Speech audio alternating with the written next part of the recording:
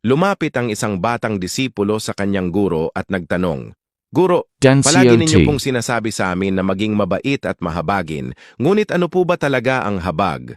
Matapos mag-isip sandali, dinala ng matalinong guro ang bata sa bintana at pinasilip ito. Itinuro niya sa bata ang isang pulubi na nakaupo sa kanto ng kalye. Habang pinagmamasdan nila ang pulubi, nakita nilang may isang matandang babae na dumaan at nagbigay ng isang barya sa pulubi. Maya-maya dumaan naman ang isang mangangalakal na nakasuot ng magagarang damit at nagbigay ng 5 barya sa pulubi. Pagkalipas pa ng ilang sandali, isang ina at ang kanyang anak ang naglalakad sa kalsada. Napansin ng bata ang pulubi at iniabot sa kanya ang isang bulaklak na daladala niya.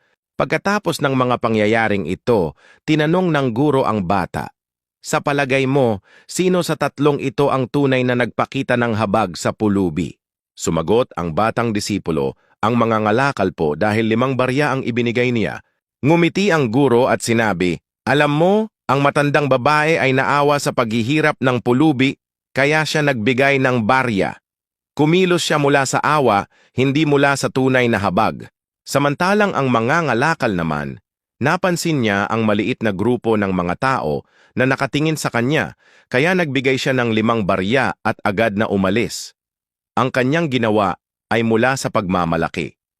Gusto niyang ipakita sa iba kung gaano siya kabuti at mapagbigay upang tumaas ang tingin sa kanya ng mga tao at mapalakas ang kanyang ego.